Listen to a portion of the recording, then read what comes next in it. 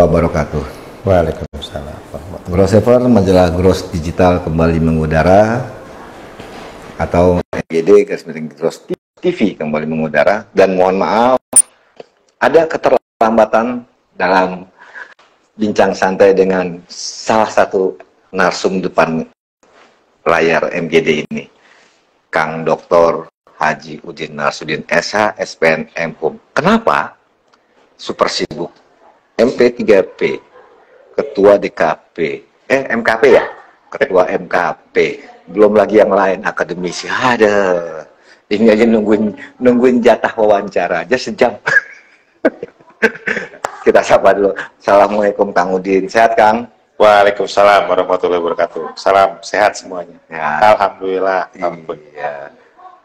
Di penghujung tahun nih Kang, seharusnya kan teman-teman notaris itu kan mempersiapkan untuk ya liburan bersama keluarga, liburan bersama staf atau apapun lah ya.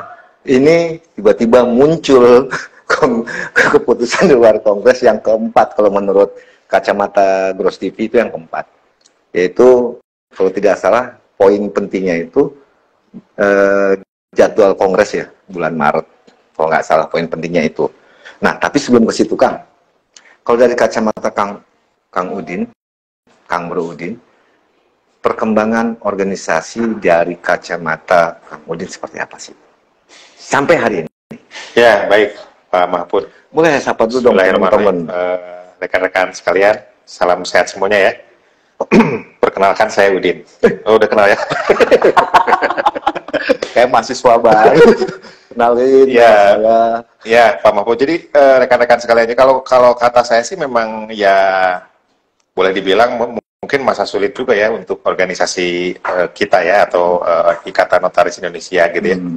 Kenapa saya sebut sebagai sulit ya, terlepas dari kemelut yang terjadi gitu ya. Karena memang kan banyak riak-riaknya kan. Ya. Dimulai dengan pengunduran KLB gitu ya. Kemudian kongres kongresnya sendiri gitu ya, kemudian ada rembuk nasional gitu ya. Iya, betul.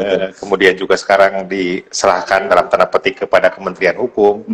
Nah, itu merupakan titik terendah mungkin ya kalau kata saya ya. Kenapa? Karena organisasi itu mestinya tidak kemudian diserahkan dalam tanda petik ke kementerian kan gitu ya. Apakah tupoksi kementerian memang menjangkau itu juga yang masih dalam perdebatan sebetulnya. Ya, tapi kan di pasal di UJN ayat 82 nomor 2 tahun 2014 ya. Ayat pasal 82 ayat 5 kan jelas kan.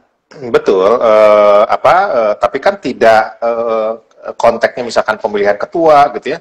Konteksnya kongres gitu, itu kan tidak masuk ke ranah itu menurut saya gitu ya. Hanya mengatur di kulit luarnya saja sih, tidak sampai ke dalam. Ya kan terkait dengan itu kita udah, kalau tidak salah udah pernah diskusi juga kan. Betul. Bagaimana kemudian konteks itu kewenangan kementerian tersebut dalam pasal 82 1 sampai 5 tadi kan gitu ya. Jadi menurut saya memang sekarang ini masa yang kurang menyenangkan lah dalam konteks itu gitu ya. Jadi 2022-nya kurang menyenangkan. Iya, dalam konteks organisasi ya. Kalau saya sih menyenangkan, dalam hal lain sih menyenangkan ya. Kalau pribadi mah udah sampai ke gunung-gunung, ke laut. Aduh, kalau udah upload. Kang, oke, agak mundur ke belakang. Kita bicara kongres, keputusan di luar kongres. Dari kacamata Kang Udin sebagai akademisi. Fungsi pasal 21, pasal 22 apa 22 ya? Anggaran rumah tangga. Pasal 21, maaf. 21 kan? Pasal 21, keputusan luar kongres. Itu penggunanya seperti apa sih? Apakah ini setahun ini 4 kali loh, Kang? Ya, sebetulnya kan kalau dilihat dari aturan tadi gitu ya, pasal 21 tadi kan sudah sangat jelas gitu ya. Bahwa KDK itu memang kemudian organ kan, organ yang diakui oleh organisasi kan gitu ya. Tetapi tentu tidak bisa semua kayak kapal keruk gitu loh.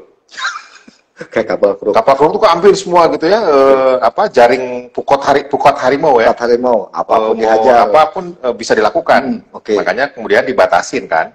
Karena kalau semuanya pakai KDK, ya mau jadi apa? Iya sih.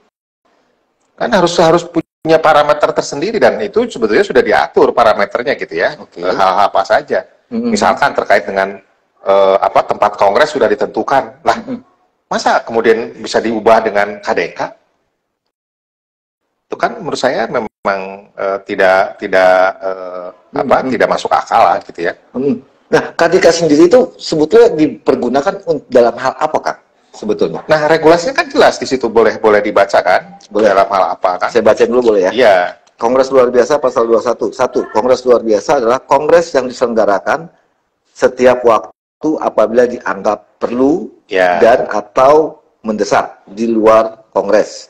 Sebagaimana dimaksud pasal 12 ayat 2. Antara lain, apabila terdapat temuan ketua umum terpilih terbukti melakukan pelanggaran dalam proses pemilihan ketua umum yang diketahui setelah ketua umum dilantik.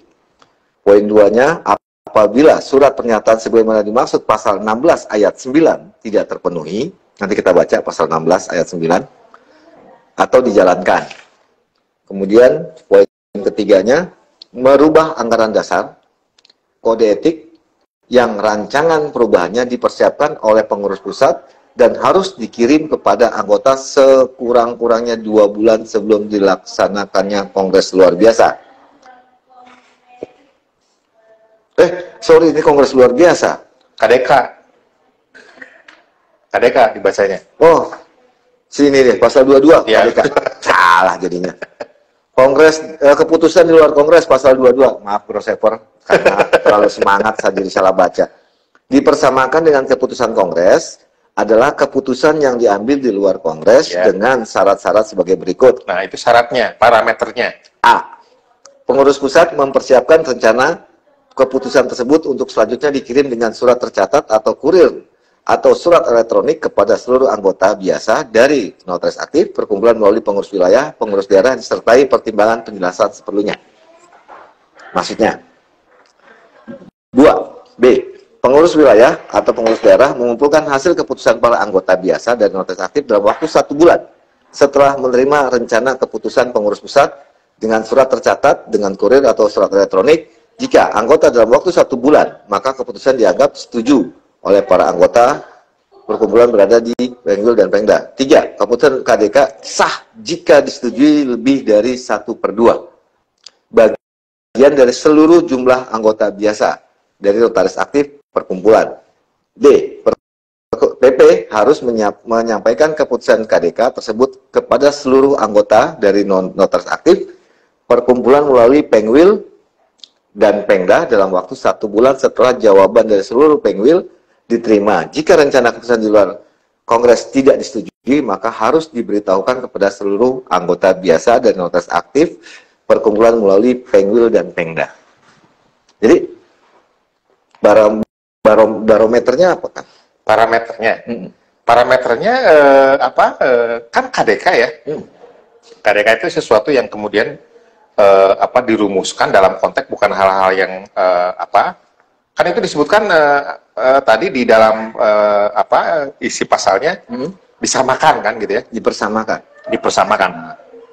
Logikanya masuk nggak sih kalau kemudian itu dipersamakan tapi kemudian ternyata caranya itu seperti itu. Masuk nggak logikanya? Caranya saya gitu ya tidak ikut yang waktu itu saya udah sampaikan juga sih di Gross ya. Di rumah saya ada 3 notaris. Ya, yang aktif tuh saya. Ada sebelah saya biarin aja, yang penting cari kerja, cari duit gitu ya. Ada adik saya, ya notaris juga kan.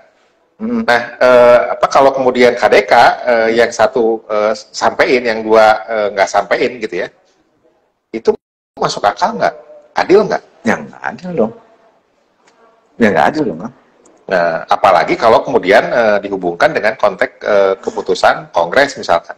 Kan Kongres sudah memutuskan, masa kemudian bisa dianulir oleh KDK?